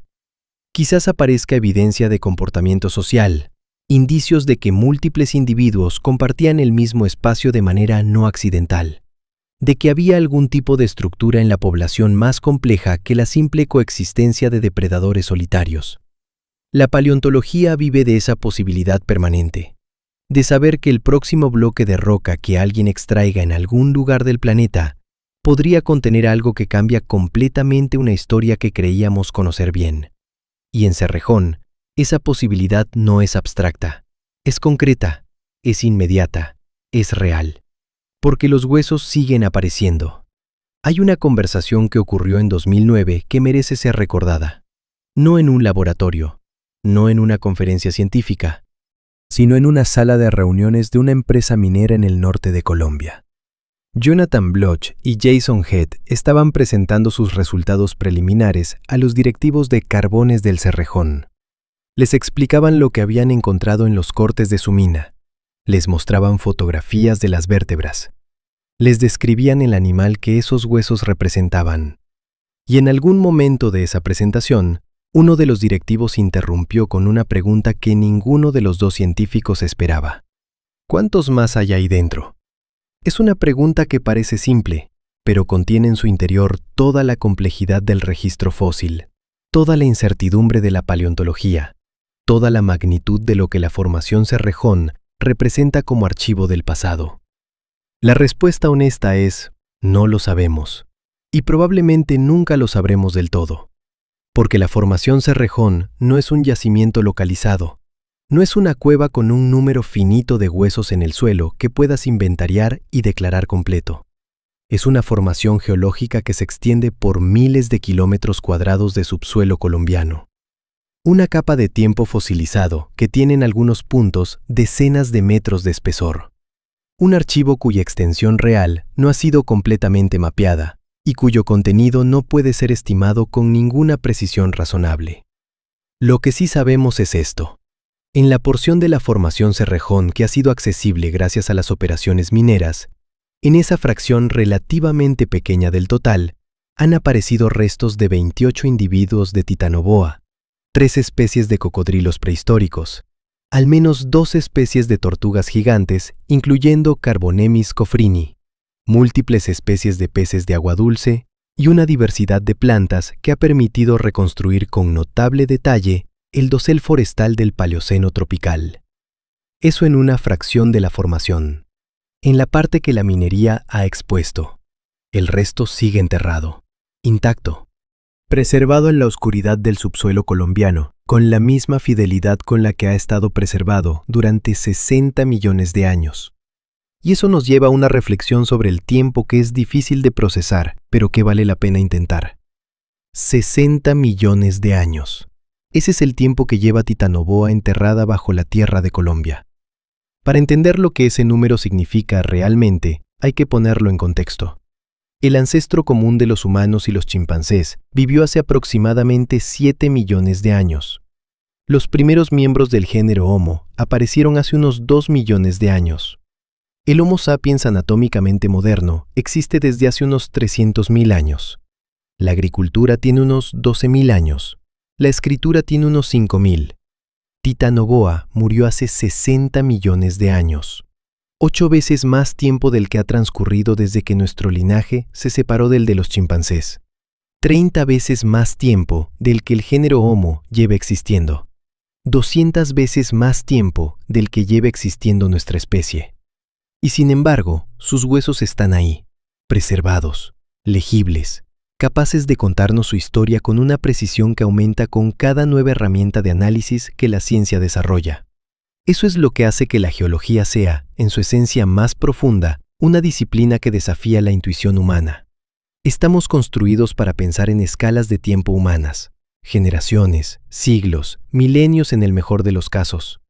La escala geológica, la escala en la que Titanoboa es un evento reciente, está completamente fuera del alcance de nuestra intuición natural.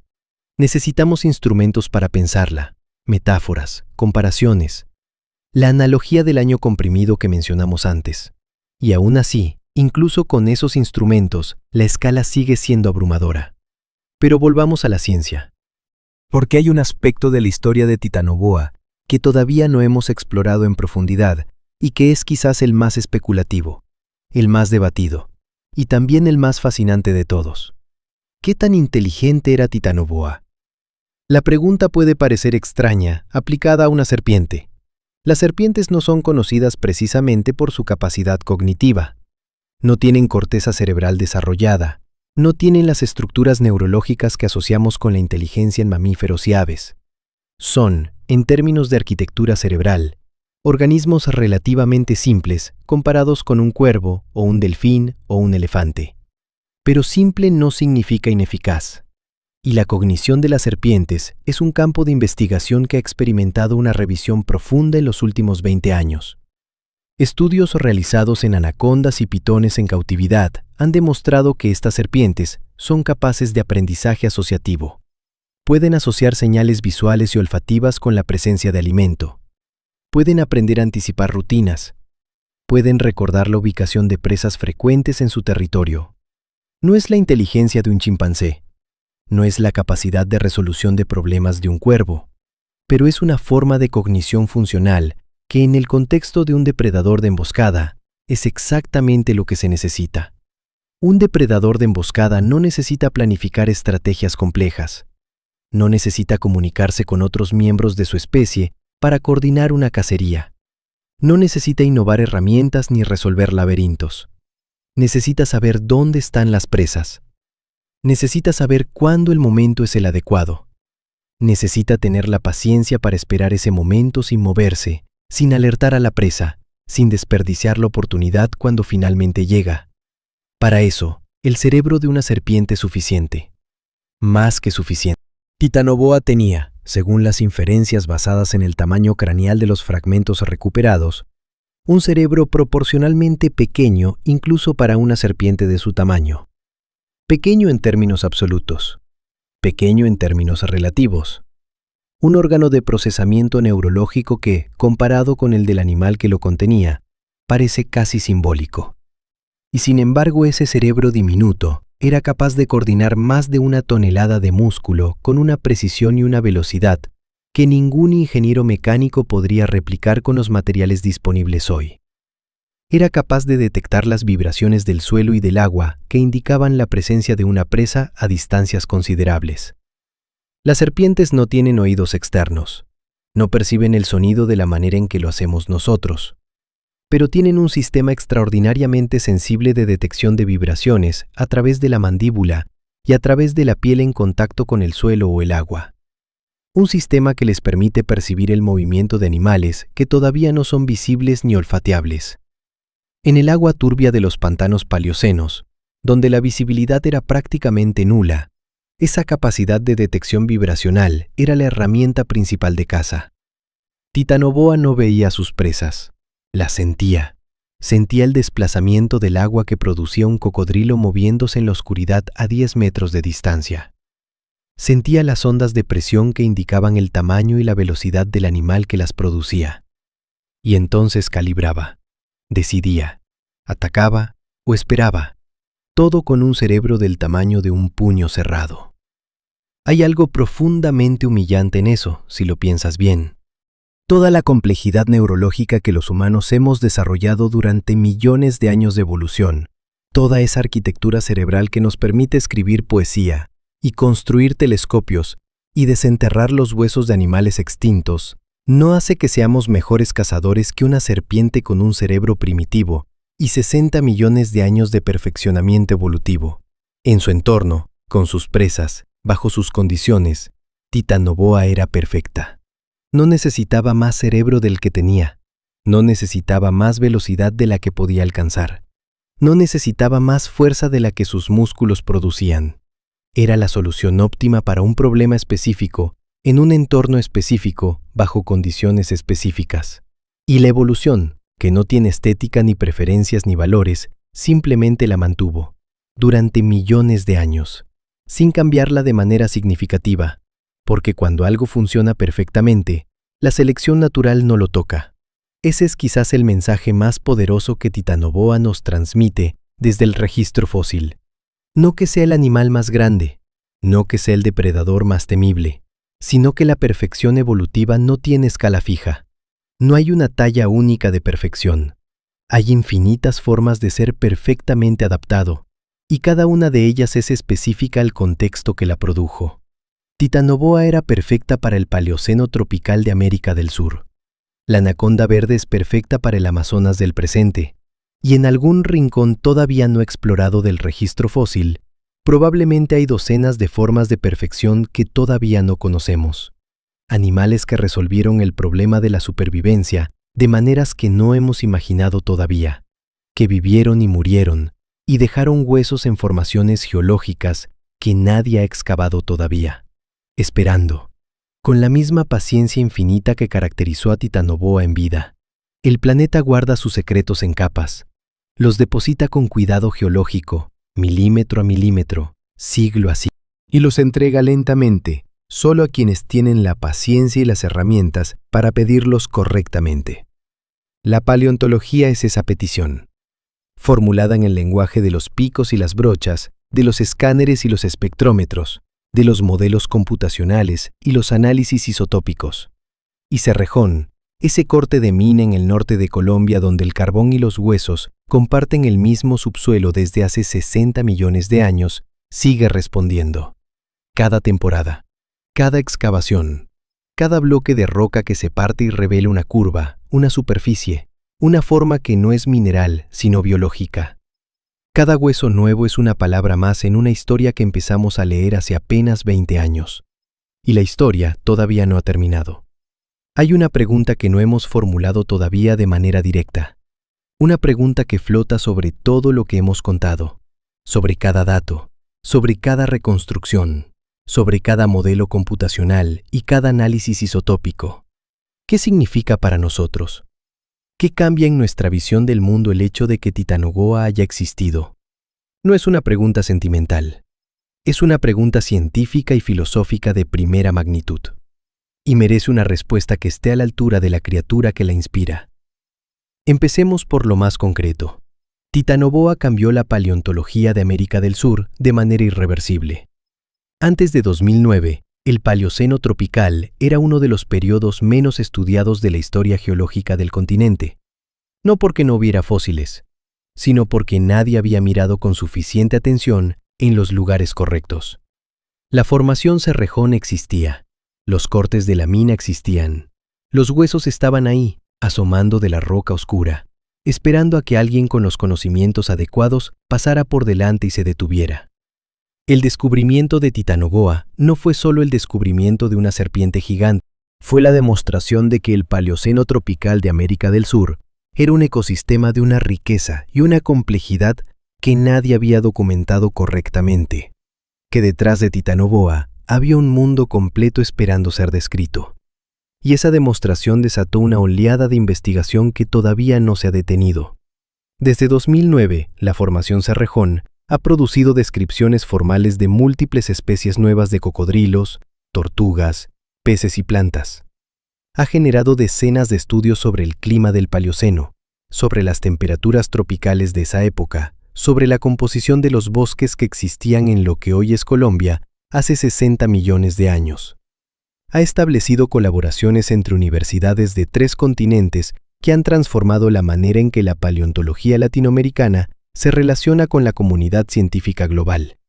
Todo eso porque alguien se detuvo frente a un bloque de roca y reconoció una curva en su superficie. Pero el impacto de Titanoboa va más allá de la paleontología latinoamericana. Va más allá incluso de la paleontología en general.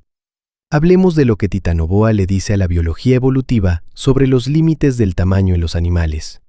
Durante mucho tiempo, el debate sobre el tamaño máximo posible en los vertebrados terrestres se centró en los dinosaurios saurópodos, los Argentinosaurus, los Patagotitan, los Dreadnoughtus, los animales más grandes que han caminado sobre la tierra firme del planeta.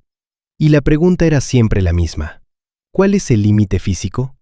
¿Hasta qué punto puede crecer un vertebrado terrestre antes de que sus propios huesos no puedan sostener su peso? ¿Antes de que su corazón no pueda bombear sangre hasta la cabeza?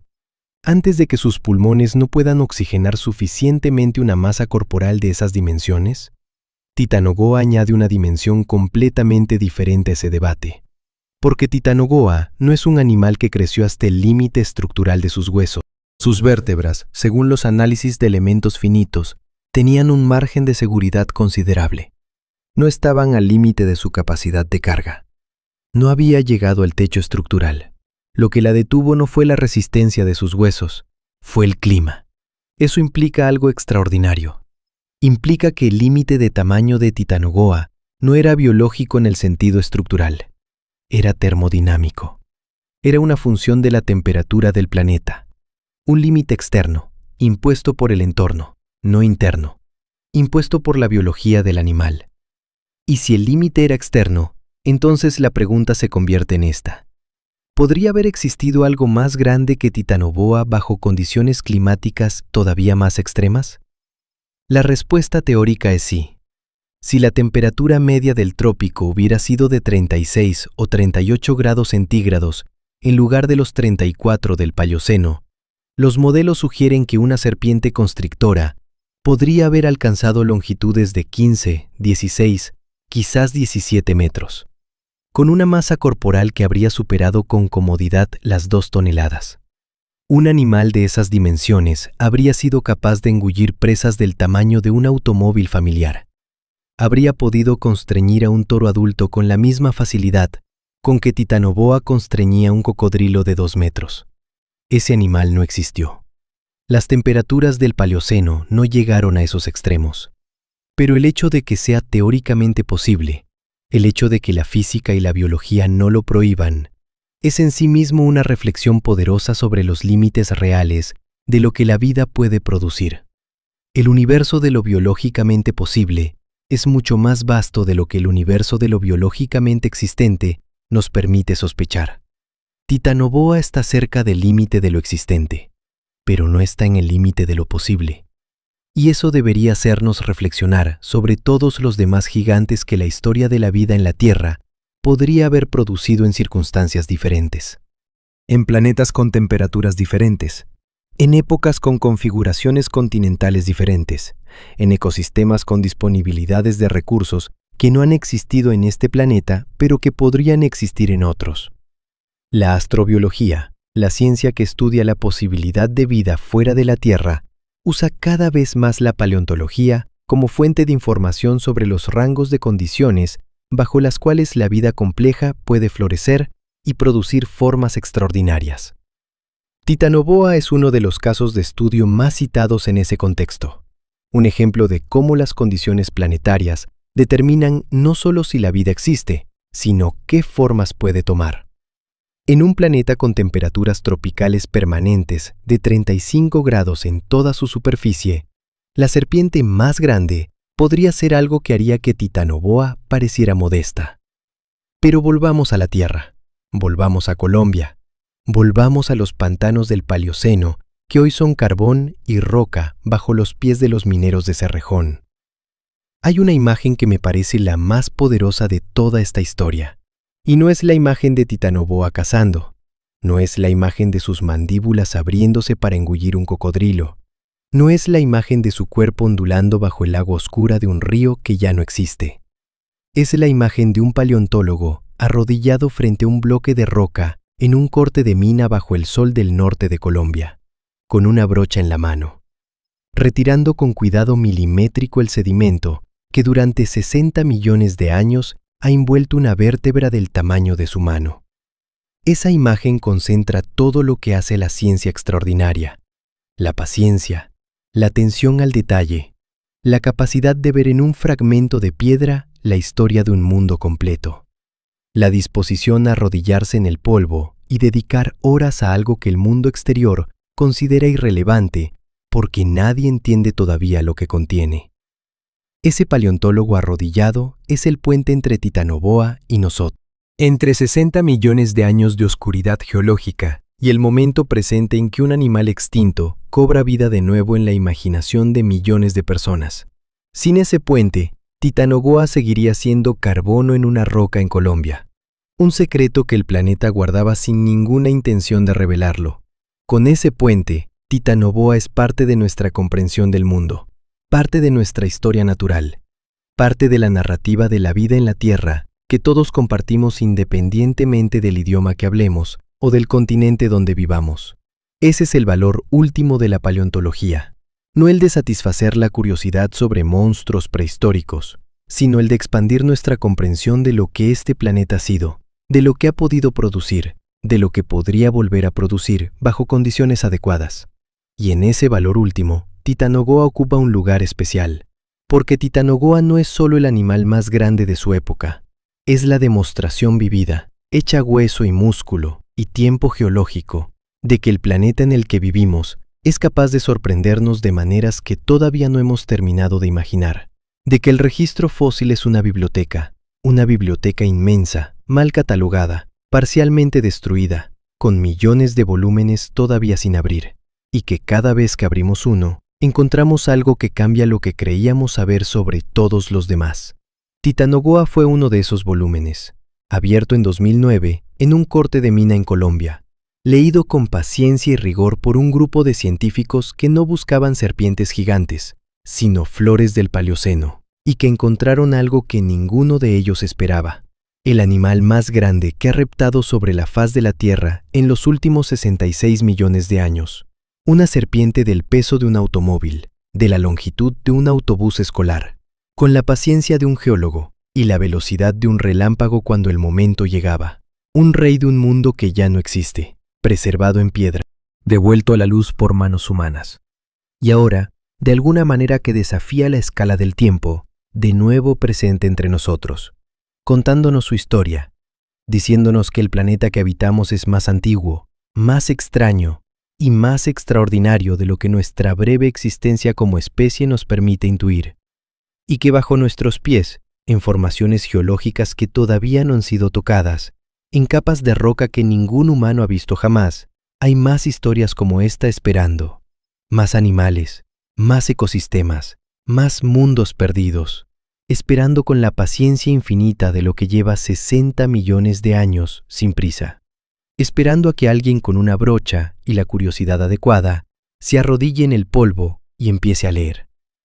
Y entonces llega el momento de hacer lo que la ciencia honesta siempre debe hacer al final de cualquier historia bien contada: separar lo que sabemos de lo que creemos saber, separar lo que los huesos nos dicen directamente de lo que inferimos a partir de ellos, separar la certeza del espacio donde todavía vive la duda, porque Titanoboa, con toda su magnitud, con todo el rigor de los estudios publicados en Nature y en Journal of Vertebrate Paleontology y en PLOS ONE, sigue siendo en muchos aspectos un animal que conocemos de manera fragmentaria.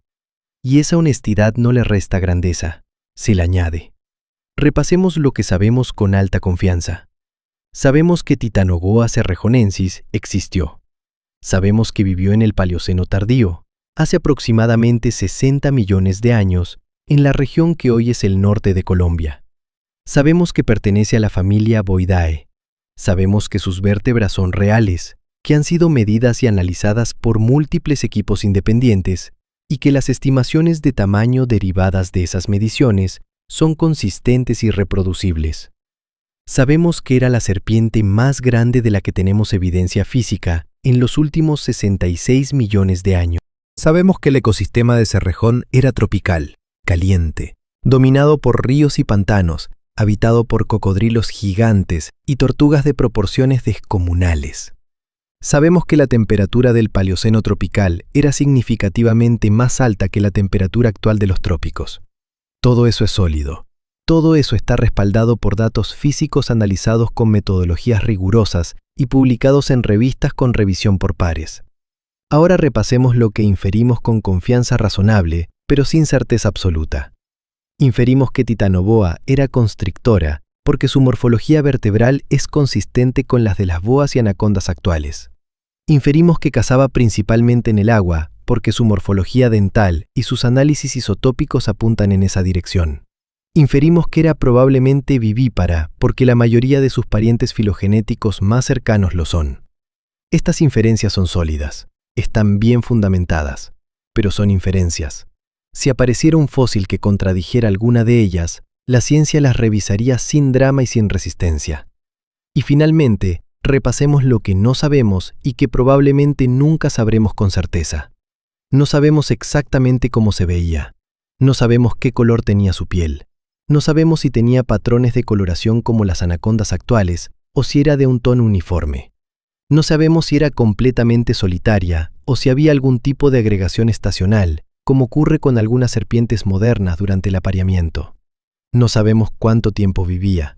No sabemos exactamente a qué velocidad crecía. No sabemos si tenía algún tipo de vocalización o producía sonidos de algún tipo durante el comportamiento reproductivo. Esos vacíos no son fracasos de la ciencia. Son la condición natural del conocimiento paleontológico. Son el espacio honesto entre lo que los huesos pueden contar y lo que el tiempo ha borrado para siempre. Y reconocer ese espacio es parte de lo que hace que la paleontología sea una ciencia y no una mitología. Ahora bien, hay una última dimensión de la historia de Titanoboa que merece ser explorada. Una dimensión que conecta todo lo que hemos contado con el mundo que habitamos hoy, de una manera que va más allá de las metáforas climáticas que mencionamos en capítulos anteriores. Es la dimensión de lo que Titanoboa nos dice sobre la fragilidad de los gigantes. Titanoboa fue el animal más grande y más poderoso de su ecosistema durante millones de años. Sin depredadores naturales, sin competidores en su escala, perfectamente adaptada a las condiciones de su mundo. Un organismo que la selección natural había refinado durante millones de años hasta producir algo que funcionaba con una eficiencia casi perfecta en su entorno específico. Y sin embargo, desapareció. No porque surgiera algo más fuerte, no porque cometiera ningún error evolutivo, no porque su diseño tuviera algún defecto oculto que finalmente se manifestó. sino simplemente porque el mundo cambió, porque las condiciones que la habían producido y que la mantenían dejaron de existir. La especialización extrema es la forma más poderosa de adaptación en un ambiente estable, y es la forma más peligrosa de adaptación en un ambiente que cambia. Titanoboa estaba tan perfectamente calibrada para el calor extremo del Paleoceno que cualquier desviación significativa de esas condiciones la dejaba sin fundamento. Era como un motor de precisión diseñado para funcionar con un combustible específico, extraordinariamente eficiente con ese combustible, completamente inútil sin él. Los mamíferos, por contraste, eran generalistas en aquella época, pequeños, adaptables, capaces de ajustar su metabolismo a una gama más amplia de condiciones, menos espectaculares que Titanoboa en cualquier dimensión individual, pero más robustos frente al cambio. Y cuando el Eoceno llegó con su gradual enfriamiento, los mamíferos sobrevivieron y se diversificaron. Titanoboa desapareció. Esa es una de las lecciones más profundas del registro fósil, repetida una y otra vez a lo largo de 4.500 millones de años de historia de la vida. La especialización extrema gana en el corto plazo y pierde en el largo. La adaptabilidad parece una desventaja en condiciones estables y resulta ser la ventaja definitiva cuando las condiciones cambian. La Tierra siempre cambia, siempre, sin excepción, sin compasión, sin ninguna consideración por los organismos que han invertido millones de años en adaptarse perfectamente a sus condiciones actuales. Titanoboa lo descubrió hace 58 millones de años. Los dinosaurios no aviares lo descubrieron hace 66 millones de años. Los trilobites lo descubrieron hace 252 millones de años durante la extinción del Pérmico, cuando desaparecieron junto con el 96% de todas las especies marinas del planeta. El registro fósil es, entre otras cosas, un catálogo de formas de perfección que resultaron ser temporales. Un inventario de soluciones brillantes a problemas que dejaron de existir.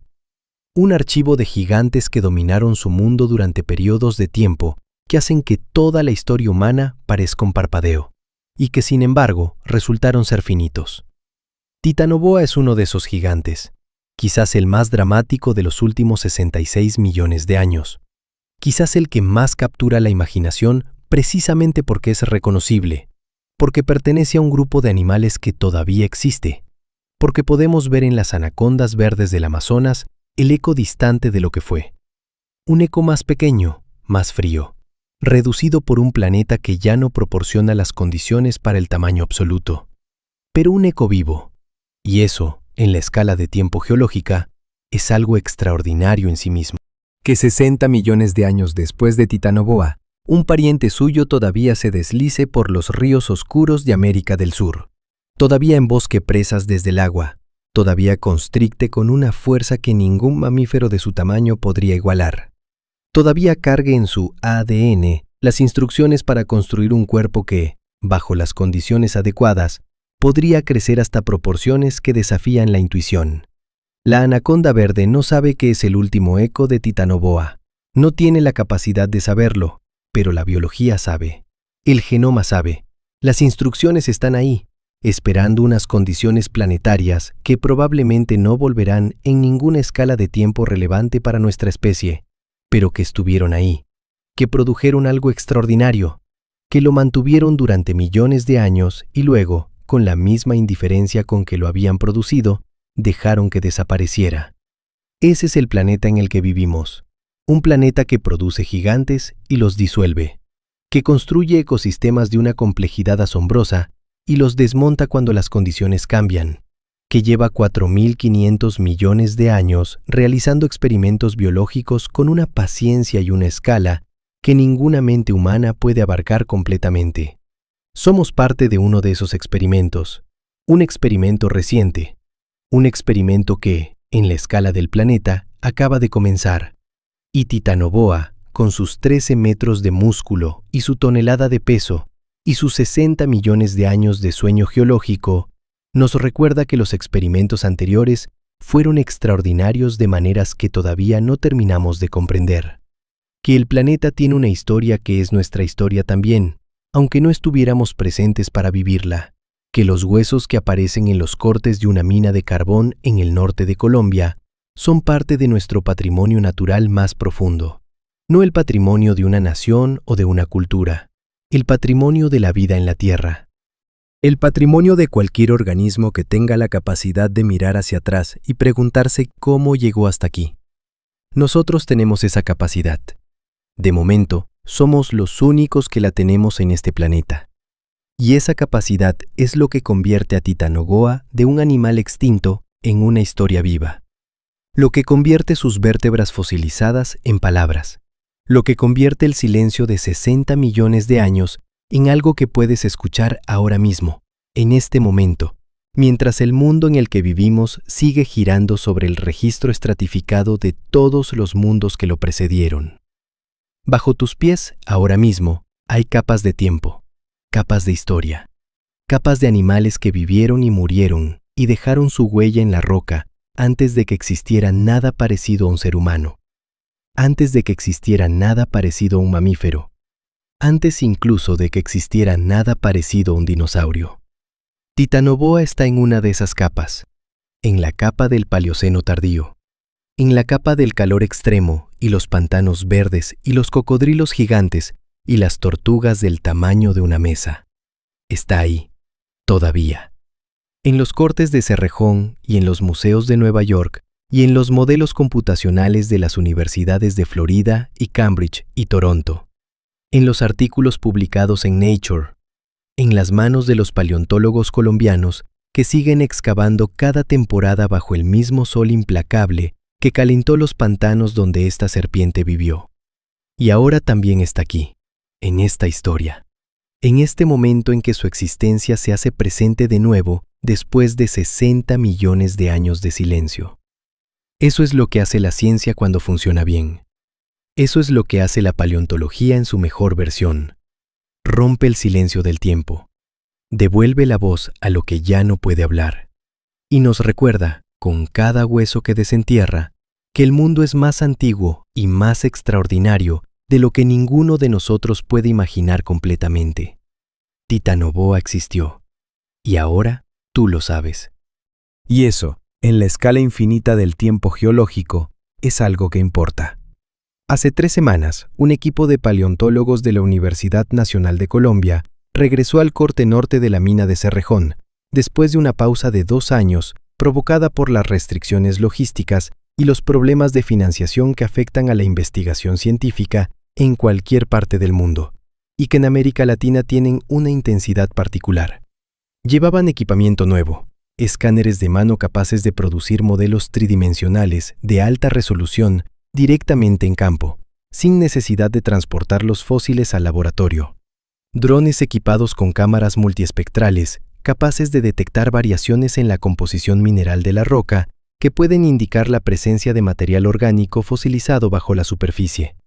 Y algo que no tenían en expediciones anteriores, un protocolo de colaboración con el equipo de inteligencia artificial de la Universidad de los Andes, que permite procesar en tiempo real los datos de campo y compararlos con la base de datos acumulada de todos los especímenes de Cerrejón catalogados hasta ahora. No sé lo que encontraron. Nadie fuera de ese equipo lo sabe todavía. Los resultados de una temporada de campo tardan meses en procesarse, años en publicarse, décadas en integrarse completamente en el conocimiento establecido. Pero sé que fueron, y sé que eso importa, porque la historia de Titanoboa no terminó en 2009 con la publicación en Nature. No terminó con la instalación de la reconstrucción en el Museo de Historia Natural de Nueva York. No terminó con ninguno de los estudios posteriores sobre biomecánica, climatología paleocena o análisis isotópico que hemos mencionado a lo largo de este viaje. La historia de Titanoboa sigue abierta, activamente abierta, con científicos en el campo, con muestras en los laboratorios, con datos siendo procesados en servidores universitarios en 3 continentes. Es una historia viva. Y eso es lo más extraordinario de todo. Pensemos en lo que todavía falta por descubrir, no de manera abstracta, de manera concreta y específica. Falta un cráneo completo. Este es quizás el eslabón más crítico que el registro fósil de Titanoboa todavía no ha proporcionado. Los fragmentos craneales recuperados hasta ahora son escasos, fragmentarios, insuficientes para responder preguntas fundamentales sobre la morfología de la cabeza de este animal. Un cráneo completo nos diría con precisión la amplitud máxima de apertura de sus mandíbulas y por tanto el tamaño máximo de las presas que podía engullir enteras. Nos diría la posición y el tamaño de sus órganos sensoriales. Nos permitiría reconstruir con mucha mayor fidelidad la forma exterior de su cabeza, que en las reconstrucciones actuales sigue siendo en parte una extrapolación basada en sus parientes vivos. Un solo cráneo bien preservado cambiaría nuestra imagen de Titanoboa de manera más profunda que cualquier otro descubrimiento posible. Falta evidencia directa de su comportamiento reproductivo, ya hablamos de ello, pero vale la pena repetirlo porque las implicaciones son tan grandes que merecen énfasis. Si se encontrara una hembra de Titanoboa con embriones preservados, como ha ocurrido con algunas pitones fosilizadas de otras épocas, obtendríamos de golpe información sobre el tamaño de las crías al nacer, el número de crías por camada y la estrategia reproductiva del animal. Información que hoy solo podemos inferir de manera indirecta. Falta evidencia de interacción entre individuos.